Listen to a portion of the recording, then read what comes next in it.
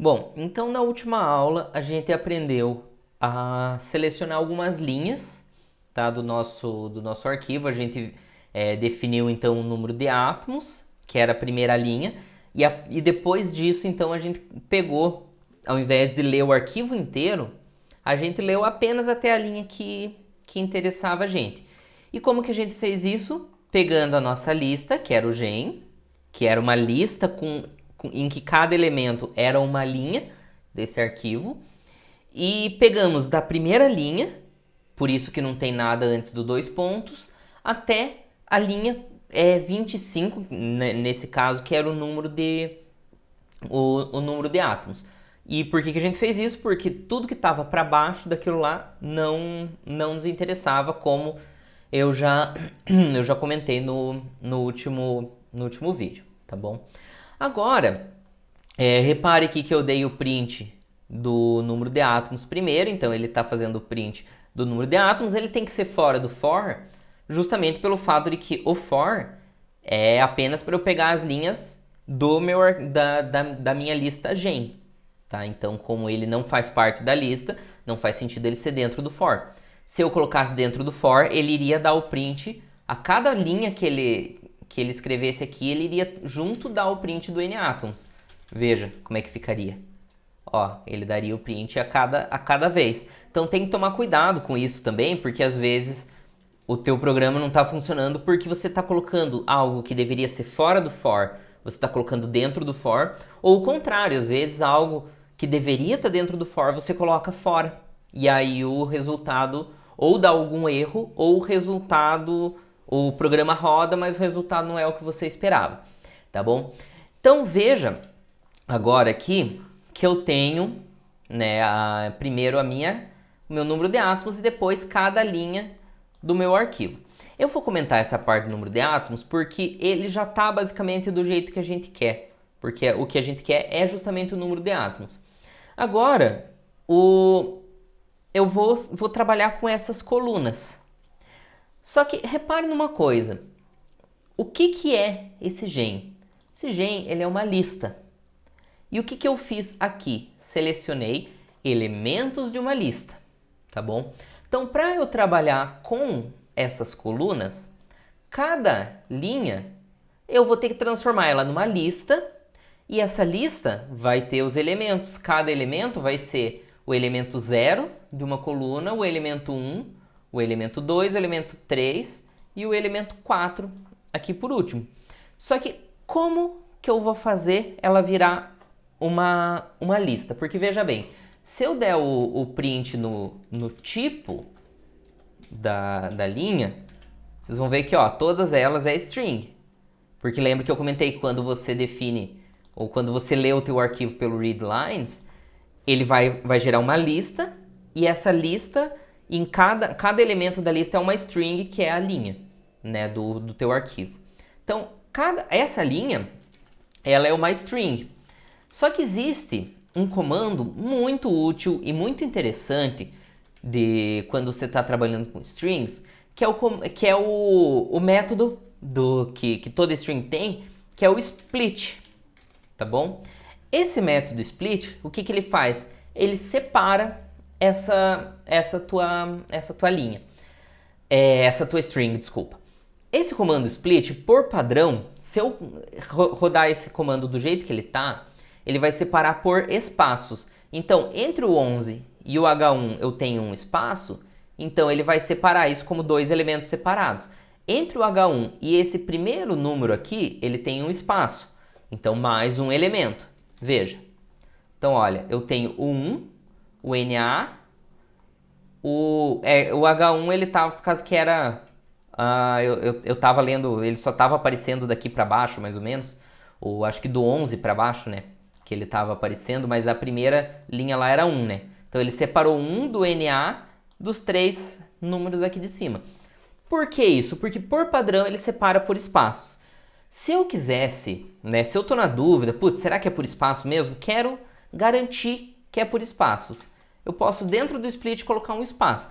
Esse espaço tem que ser sempre entre aspas, seja espaço ou outra coisa, porque é uma string, tá? Então eu tenho que dizer em string pelo que eu quero separar. Então aqui ele vai dar basicamente o mesmo resultado, só que aqui ele está pegando todos aqueles espaços iniciais ali, o que não é interessante no nosso caso. E se eu quisesse separar por outra coisa, por exemplo, por ponto, repare que aqui eu tenho alguns pontos, né? Então se eu separasse por ponto, repare que até o ponto ele veio tudo no meu primeiro elemento, no meu elemento 0.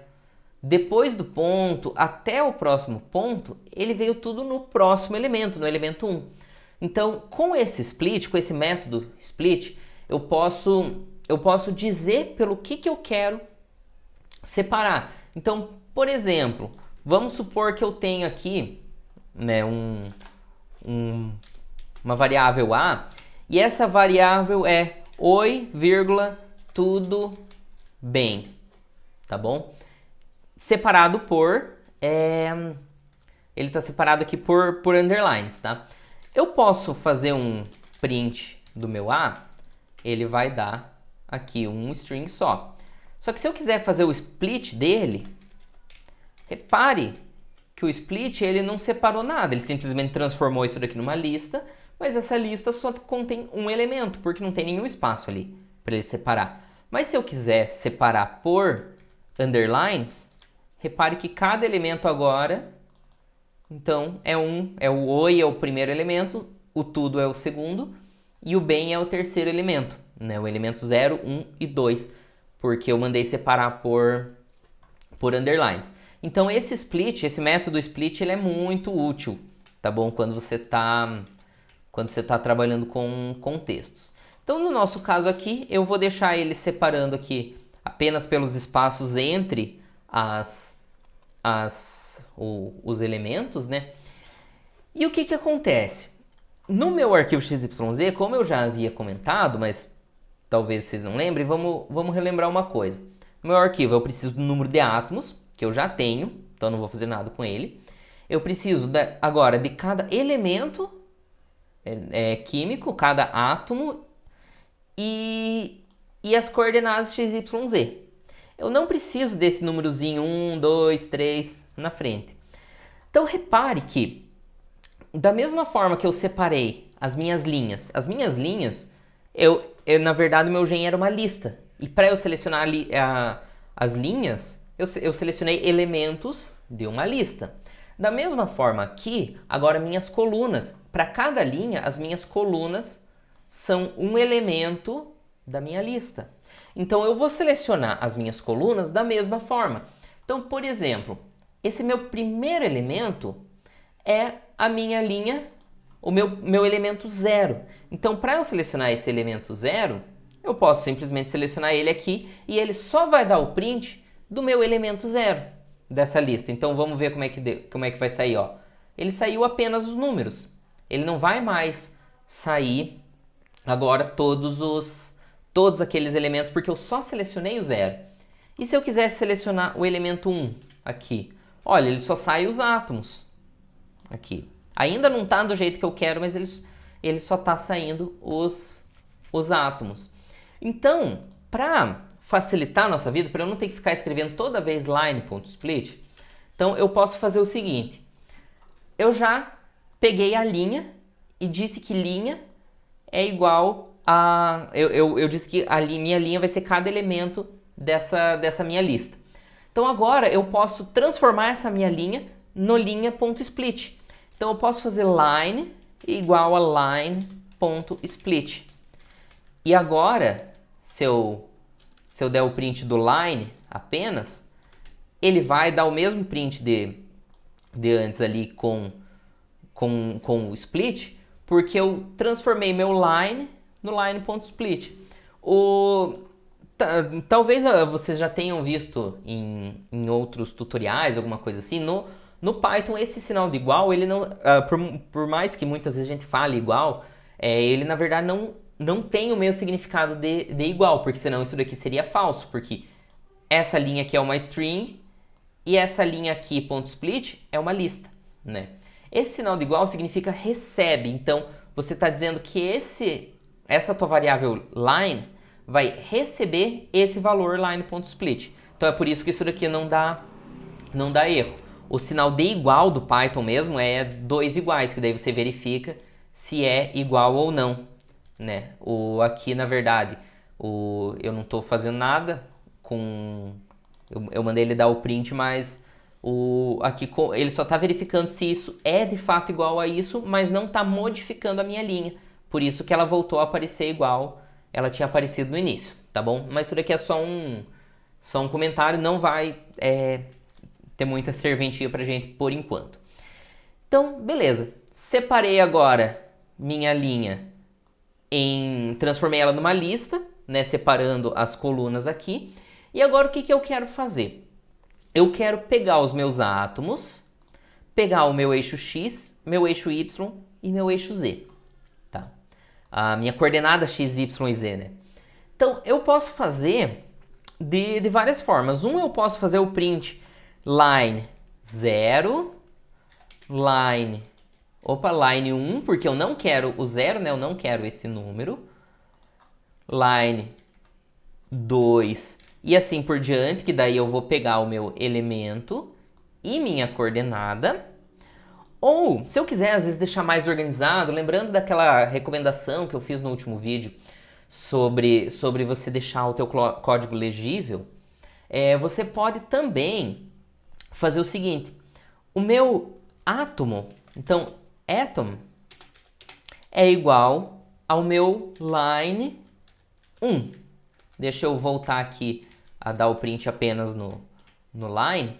Então, o elemento 0 não me interessa. O elemento 1 é o meu átomo, por isso que eu dei o nome atom aqui para ele.